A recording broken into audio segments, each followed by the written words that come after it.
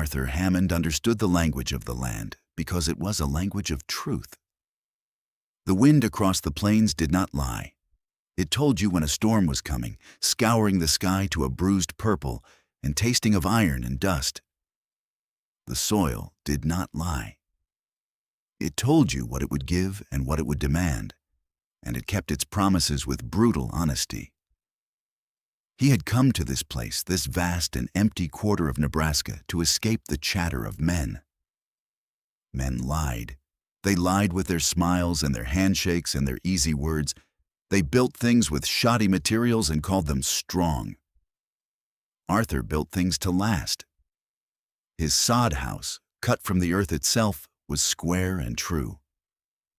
The walls were 2 feet thick, cool in the relentless summer, and a fortress against the winter wind that came down from the north like a blade. His barn was small but solid. The beams joined with a craftsman's patience. He had raised it himself, beam by beam, his silence broken only by the grunt of effort and the clean sound of the hammer striking the nail. For 3 years, this was his world. The rising sun that set the prairie grasses on fire, the hawk that circled in the endless blue sky, the ache in his back and the calluses on his hands. It was a good life. It was a clean life. But it was a life of profound and deepening silence. The silence inside the soddy at night was different from the silence of the plains. It was a hollow thing. It echoed with the sound of his own breathing, the beat of his own heart. He was 34 years old. The land was tamed, or as tamed as it would ever be. The work was done, but the work was never done. He needed a partner. He did not think of it in terms of love, a word that felt like a foreign country he had no papers to visit. He thought of it in terms of sense. It made sense to have another pair of hands. It made sense to have someone to manage the house, the garden, the chickens he planned to get. It made sense not to die alone out here and be found months later. He saw an advertisement in a newspaper that came wrapped around a parcel from the general store. A matrimonial agency in Chicago. It promised respectable women seeking husbands in the West. The words were flowery and full of promises he did not trust. But beneath the flowers, there was a core of practicality he understood. He wrote a letter. His handwriting was like his building, plain and strong. He did not write of his hopes or his heart. He listed his assets. 160 acres, deeded and clear. A sod house, a barn, a good well. 2 draft horses and a mare. He listed what he required. A woman of good health and sturdy disposition. Honest, a hard worker, willing to live a quiet life. He did not ask for a photograph, and he did not send one. A photograph could lie. He sent the letter and a small fee. And then he waited. He braced himself for what was to come. He imagined a woman with a pinched face and a complaining voice. He imagined a life of shared labor and separate rooms in the soul. It would be a partnership, like a yoke on 2 oxen. Functional, necessary, cold. It was, he told himself, enough. It had to be. A month later, a letter arrived. It was from the agency. A woman had been found. Her name was Elspeth May. She was 28. An orphan with no family. The letter described her as being of a plain and sturdy disposition. The same words he had used. She would arrive on the westbound train in Redemption in 3 weeks' time. Arthur read the letter twice, then folded it and put it in the small wooden box where he kept his deed. It felt like a contract. It felt like the closing of a door. The day she was to arrive, the sky was a sheet of pale, washed-out blue. The air was still and heavy. Arthur hitched the wagon and drove the 10 miles to town. He had scrubbed the wagon bed clean. He wore his cleanest shirt. These were the concessions he made to the occasion. Redemption was a handful of wooden buildings huddled together against the vastness of the prairie.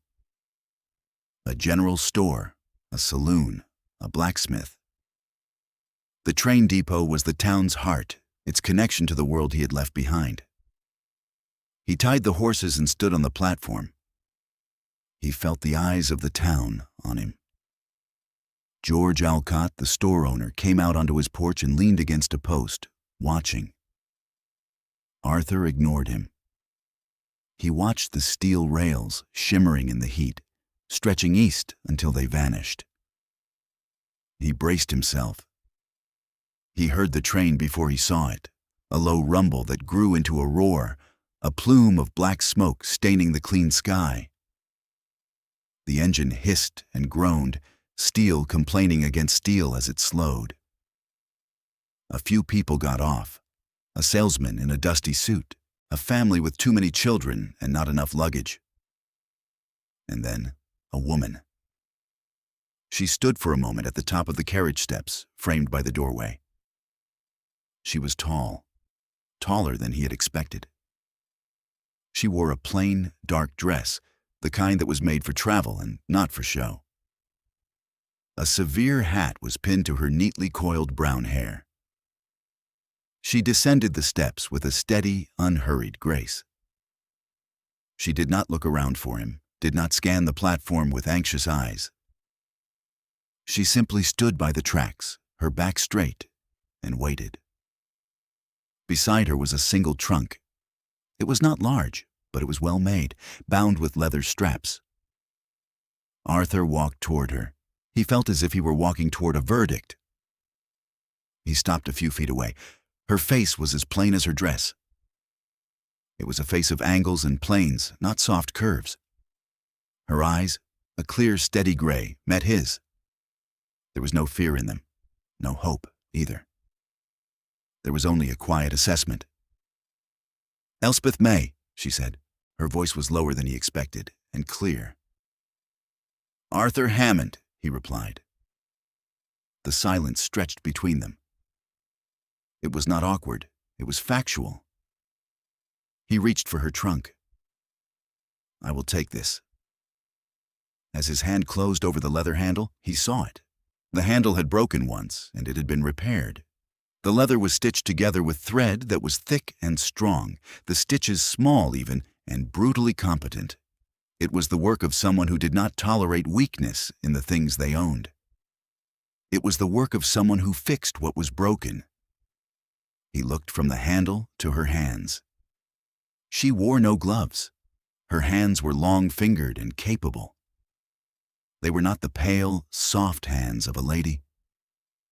They were the hands of a woman who worked. In that moment, he saw her. He saw past the plain dress and the severe face. He saw a strength that matched the land itself. It was the first crack in the wall he had built around himself. Elspeth watched him. She had watched him approach. He was not a handsome man. His face was weathered by sun and wind, his hands thick with calluses. But he was clean, and his clothes were mended. He did not swagger. He did not look her up and down, appraising her as if she were a horse he was thinking of buying. He met her eyes directly. She had been looked at by many men in her life. Their gazes had been hungry or dismissive or cruel. This man's gaze was different.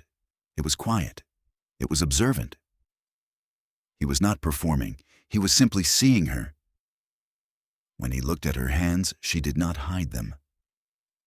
They were her truth. They were what she had to offer. She had learned long ago that most men wanted a woman to be a decoration. She was not a decoration. She was a tool, meant to be used. She had made her peace with that. He lifted the trunk as if it weighed nothing and turned toward the wagon. She followed him. The ride to the homestead was silent for a long time. The wagon wheels crunched on the dry dirt road. The sun beat down. He did not try to fill the silence with useless questions. He pointed once. "That is my land," he said, "from the creek to the ridge." She looked. She saw a sweep of grass that rolled like a green ocean. She saw a thin line of cottonwoods marking the water. she saw a vast and intimidating emptiness. In the distance, a small shape resolved itself into a house made of earth. She had read about them. Saudis, the houses of the poor and the desperate. She felt a familiar tightening in her chest, the resignation she had lived with her entire life. Of course. But as they drew closer, she saw that the house was not desperate. The lines were straight and true. The roof was well made. There were glass panes in the 2 windows, a luxury. Beside it stood a barn that was as solid and unadorned as the man who had built it. Everything was neat. There was no clutter, no sign of decay. There was only order and hard work. He pulled the wagon to a stop and got down. He did not offer her a hand. He seemed to know she would not want it, would not need it. She climbed down, her dark skirt raising a puff of dust. He carried her trunk inside. She followed him into the cool dimness of the house. It was 1 room. A cast-iron stove stood against one wall. A sturdy table and 2 chairs stood in the center. A bed, neatly made, was in the corner. Everything was scrubbed clean. The air smelled of earth and wood smoke and something else. Loneliness. He set her trunk down by the wall opposite the bed. "This side is yours," he said. He had built a small privacy screen from scrap lumber and a piece of canvas. It was a gesture of respect she had not expected. "The well is out back," he said, gesturing to the door. "I will be in the barn." And then he was gone. Elspeth stood alone in the center of the room. This was her new life. A dirt house in the middle of nowhere, with a silent man who had built a wall down the middle of their 1 room. She took off her hat and set it on the trunk. She looked at her hands. Then she rolled up her sleeves. The work began. For the first week, they moved around each other in a careful orbit. They spoke only when necessary. "The flour is in the bin. I will be mending the south fence. Supper is ready?" He rose before the sun and was gone, the sound of his work a distant, rhythmic punctuation to the day. She learned the geography of the small house, the temperament of the stove. She organized the shelves, patched his worn shirts with stitches as neat and strong as the ones on her trunk, and planned a garden. She did not know what he thought of her. His face was a closed book. But she observed him. She saw the way he gentled the horses, his voice low and calm. She saw the patience in his hands as he repaired a broken piece of harness, his movements economical and precise. Every morning, there was a fresh bucket of water for her by the door, drawn before he went to the fields. It was an unspoken courtesy. A small, deliberate act of service. He, in turn, observed her. He had expected a housekeeper. He found he had a partner who did not need to be told what to do. She moved with a quiet efficiency that soothed a part of him he had not known was agitated. The house had been a shelter. She began to make it a home. The smell of baking bread filled the air one afternoon, a warm, yeasty scent that was the smell of civilization itself. He ate a slice that evening, still warm from the oven. It was the best bread he had ever tasted. He wanted to tell her so, but the words felt too large, too intimate. He just said, "This is good bread." She nodded, her eyes on her plate, but he saw a faint flush on her cheeks. He noticed things. He noticed that one of the 2 chairs at the table was slightly wobbly. She never sat in it, always choosing the other one. She never complained. She simply adapted. One evening, after the meal was done, she went outside. She often did this, standing by the door and watching the sun set, her tall figure a silhouette against the vast, painted sky. He took the wobbly chair. He turned it over. A leg was loose in its joint. He fetched his tools. He worked a small wooden wedge into the joint, tapped it snug with his hammer. He tightened the other legs for good measure. He ran his hand over the back of the chair and found a rough spot, a splinter waiting to happen. He took a piece of sandpaper from his toolbox and smoothed it down until it was like silk beneath his calloused thumb. He set the chair back in its place. The entire act took less than 5 minutes. When she came back inside, he was cleaning a lantern globe, as if he had been doing it all along. She did not say anything. But the next morning at breakfast, she sat in the repaired chair. She tested its weight, a subtle, almost imperceptible movement. It was solid beneath her. She looked at him across the table. Her gray eyes held his for a moment longer than usual. He just gave a small, single nod. A conversation had taken place without a single word being spoken. It was a language they were both beginning to understand. The language of seeing. The language of doing. A week after her arrival, they needed to go to town for supplies. The drive back to Redemption felt different. The silence in the wagon was no longer the silence of strangers. It was a shared quiet, comfortable. As Arthur was loading sacks of flour and salt into the wagon, George Alcott came over from the store. He was a good man, but a talker. He nodded at Elspeth, who was examining garden seeds. "Hammond," he said, keeping his voice low. Arthur grunted in reply, heaving a sack into the wagon. "That is your intended?" George asked. "She is." George watched Elspeth for a moment. She was discussing the merits of different bean varieties with George's wife, Martha, her questions practical and intelligent. "The agency telegram said she was plain," George said, unable to help himself. Arthur stopped working. He turned and looked at the storekeeper. His gaze was flat and cold. "Did it?" he said. George had the sense to look uncomfortable. "Well, I just mean, they sell what they advertise." Arthur thought of the repaired trunk handle. He thought of the solid chair. He thought of the smell of fresh bread in his home. "The town has it backwards," Arthur said, his voice quiet but carrying the weight of conviction. "How is that?" "They think a thing's value is all on the surface." He looked over at Elspeth, who was now smiling faintly at something Martha had said. It was the first time he had seen her smile. It changed her whole face.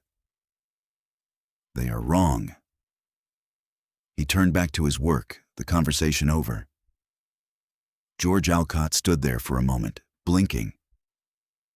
Then he looked at Elspeth with new eyes. He saw not a plain mail-order bride, but a woman who had earned the respect of a man who respected almost nothing but the truth. On the ride home, Arthur was silent. But his thoughts were loud in his own head. He had defended her. The act surprised him. He had entered into this arrangement for practical reasons, a contract, a bargain. But watching her, living with her, had changed the terms. He was getting far more than he had paid for. And he was beginning to realize that he had been living in a gray world, and she had brought color into it. Not bright, loud colors, but the subtle, rich colors of the prairie, the deep brown of turned earth, the quiet gray of a dawn sky, the sturdy green of new shoots. He had braced himself for a cold, empty marriage. He was starting to feel the warmth of a fire being kindled in the hearth of his life. And it frightened him more than any winter storm. That night, a storm came. It was not a gentle rain. It was a prairie thunderstorm, a wild and violent thing. The wind shrieked around the corners of the soddy. Rain fell in solid sheets, drumming on the roof. Lightning bleached the world white for a split second, followed by cannon claps of thunder that shook the very ground. Inside, the little house was an island of calm in the chaos. The thick walls muted the storm's fury to a distant roar. The lamp cast a steady, golden light. Elspeth was mending one of his shirts, her needle moving in and out of the fabric with a steady rhythm. He was oiling a piece of leather, the familiar smell filling his corner of the room. The storm outside made the silence inside more profound, more intimate. He found himself watching her hands as she worked, the way they moved with such certainty, such purpose. He thought of his letter to the agency. A woman of sturdy disposition. He had been writing about a body, about a capacity for work. He had not understood that a disposition was a thing of the spirit. He put down the piece of leather, the oil and the rag. "The advertisement said you were of a plain and sturdy disposition," he said.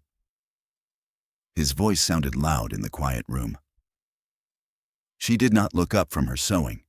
The needle continued its steady dance. "It was accurate," she said, her voice even. He shook his head, though she could not see it. "No," he said, "it was not." The needle stopped. She raised her head and looked at him. Her gray eyes were clear, waiting. The lamplight caught in them, making them shine.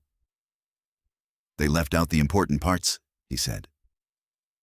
The words felt like stones he was pulling from his own chest. Heavy. Necessary. "What parts are those?" she asked. He had to say it. He had to speak the truth because he was a man who lived by the truth of the land, and this was a new truth he had discovered. "That you are quiet," he began, his voice rough. "Not from fear, but from strength." He took a breath. "That you see things. You saw the wobbly chair, but you said nothing. You just worked around it." He looked at her hands, holding the needle and thread. "That your hands know their work before you tell them what to do." He finally lifted his gaze back to her face. "They said you were plain," he said, the words tasting like sacrilege now. "They did not say you have kind eyes." It was the most he had ever said to anyone. It was a confession, a testimony. She stared at him. Her face, which he had once thought severe, was vulnerable. She looked down at the shirt in her lap, at the neat stitches her fingers had made. "You are not what I expected either," she said, her voice barely a whisper. "What did you expect?" he asked, leaning forward slightly. She took a shaky breath. "I expected a man who wanted a servant he could bed," she said, the words stark and honest. A man who would be loud to fill the silence because he was afraid of it. She looked up, and her eyes were shining with something he had never seen in them before. "I did not expect a man who was quiet because he had nothing to prove." She looked around the solid, clean room he had built. "I did not expect a man who builds things to last." The storm raged outside, but inside the sod house, the world had gone still. The contract of paper and ink had dissolved. Something new was being forged between them in the heat of spoken truth. An understanding, a recognition. He cleared his throat. "The circuit preacher comes through on Sunday?" he said. It was not a question. It was a statement of fact and a statement of intent. She held his gaze. "I know," she replied. It was her answer. It was her yes. The days between the storm and the preacher's arrival were different. A barrier had been broken. They began to talk, not much. They were not people for idle chatter. But they exchanged pieces of their lives, like carefully chosen gifts. He told her about his father, a carpenter who taught him the value of a true line and a square joint. He told her about coming west, not to seek his fortune, but to seek a quiet place where a man's work was his own measure. She told him about the orphanage, about the endless gray dresses and the watery stew, about always being the tallest girl, the quietest one, the one who was never chosen for anything but the hardest chores. She told him she answered the agency's advertisement because she would rather be a wife on the prairie than a spinster in a crowded city, slowly fading into invisibility. He listened. He truly listened. He showed her the land, his land, which was becoming their land. He took her to the creek where the ancient cottonwoods whispered in the wind. He showed her the high ridge where you could stand and feel like the only person on earth, with the sky as your roof. She stood there beside him, her tall frame unbent by the wind, and looked out at the horizon. "It is not empty," she said, her voice full of a quiet wonder. "It is full of light." He saw it then, through her eyes. He had seen the land as a thing to be worked, to be conquered. She saw it as a thing of beauty. She was teaching him to see his own life differently. The night before the preacher was due, they sat at the table after supper. The dishes were done. The lamp was lit. He had been thinking all day about what he had to offer her. It was not much. A dirt house, a life of hard work. Himself. He reached into his pocket and pulled out a small, smooth stone. He had found it by the creek that afternoon. It was a simple gray stone, worn smooth by 1,000 years of water. It felt warm in his hand.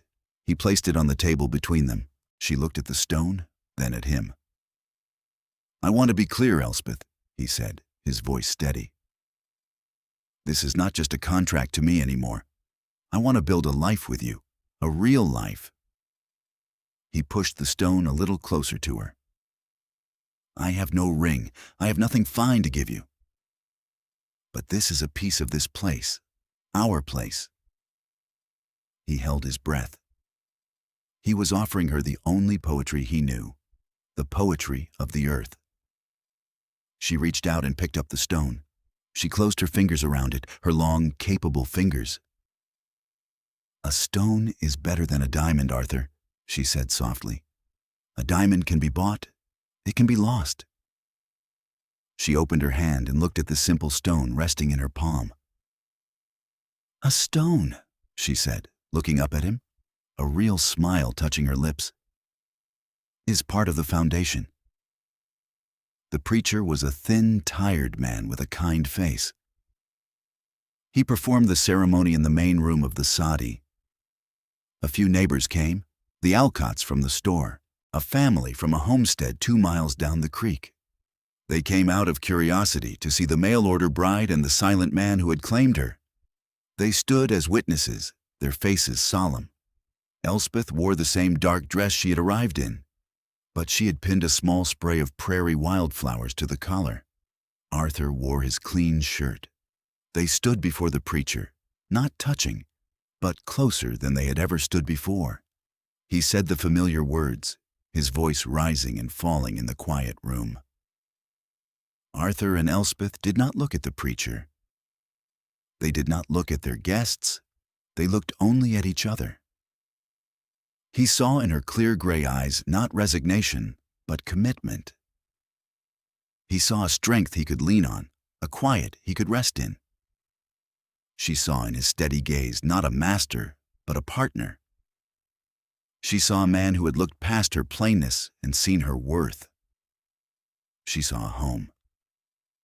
When the preacher said, "I now pronounce you man and wife," the words did not feel like a beginning. They felt like an arrival. They felt like they had finally reached a place they had been traveling toward their whole lives, from opposite ends of the world. After the ceremony, Martha Alcott pressed a jar of preserves into Elspeth's hands. George shook Arthur's hand firmly. "You are a lucky man, Hammond," he said, and this time he meant it. The neighbors left. The preacher rode on toward the next town. Arthur and Elspeth were alone again, husband and wife. He looked at her, standing in the middle of the room that was now truly theirs. "Mrs. Hammond?" he said, testing the sound of it. She smiled, a small, private smile, just for him. "Mr. Hammond," she replied. The wall of canvas and scrap wood came down that night. There was no more his side and her side. There was only ours.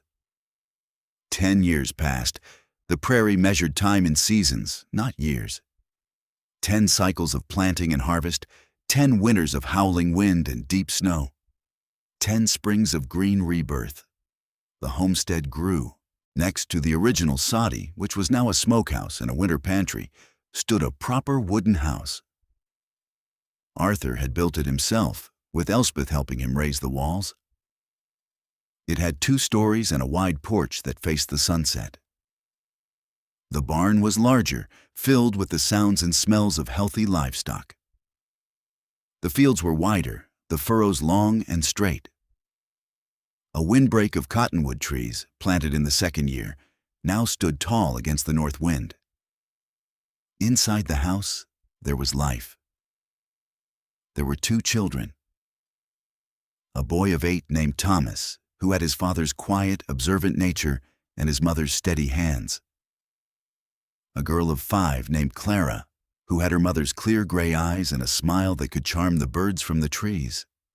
The silence of the early days had been replaced by a comfortable hum, the laughter of children, the low murmur of conversation in the evenings, the shared, unspoken language of a partnership that had deepened into a quiet, abiding love. Arthur and Elspeth worked together. He managed the fields and the livestock. She managed the house, the vast garden, the chickens, and the children. But their work flowed into each other's. He helped her with the canning in the fall. She helped him with the accounts. They were 2 parts of a whole, moving in a rhythm so practiced it was as natural as breathing. They still did not speak much of feelings. They did not need to. Love was not in words. Love was in the way he built a lower step for the porch when her 2nd pregnancy made climbing difficult. Love was in the way she always saved him the heel of the bread, which she knew was his favorite. Love was in the solid presence of each other, a constant and unwavering truth in a world of uncertainty. One summer evening, they sat together on the porch swing he had built. The children were asleep inside. A chorus of crickets sang in the tall grass. The sky was awash with the soft colors of twilight, rose and gold and violet. He held her hand. It was not the same hand he had first seen on the train platform. It was rougher now, the skin weathered by sun and work and life. But it was still the most capable hand he had ever known. It fit in his as if it were made to be there. He thought back to that day. He remembered the neatly stitched handle on her trunk. He remembered the profound loneliness of his sod house. He remembered the man he had been, a man bracing himself for a cold, empty marriage of convenience. He looked at the woman beside him. Her hair had strands of silver in it now, catching the last of the light. There were fine lines around her eyes, lines etched by laughter and worry and squinting into the sun. He had never found her plain. He had found her beautiful from the moment he had truly seen her. "I almost did not write that letter," he said, his voice quiet, just a rumble in the evening air. She turned her head on the back of the swing to look at him. "Why not?" she asked. "I was afraid," he admitted. "Afraid of getting something I could not fix. Afraid of a voice that would fill my house with noise and complaints." He paused, tightening his grip on her hand.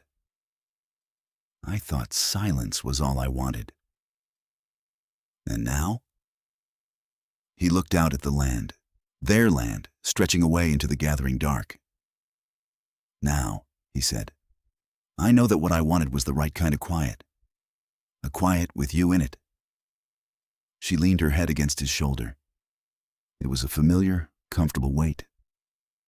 "I was afraid too," she confessed. "I thought my life would be a long, straight road with no turns. Just work until the work was done." She was quiet for a moment. "You gave me a home, Arthur." He shook his head. "No," he said, his voice thick with a gratitude so deep it was an ache in his chest.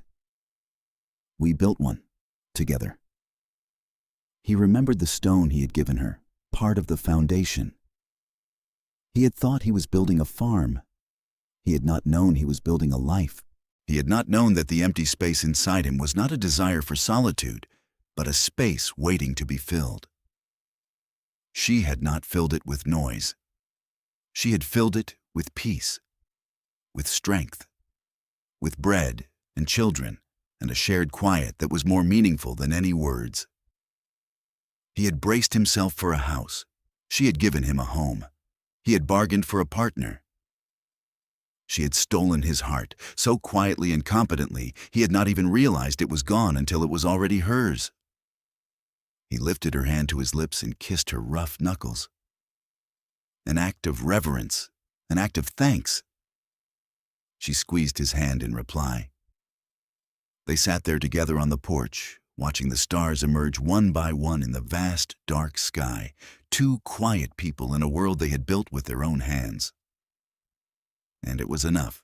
It was more than enough. It was everything.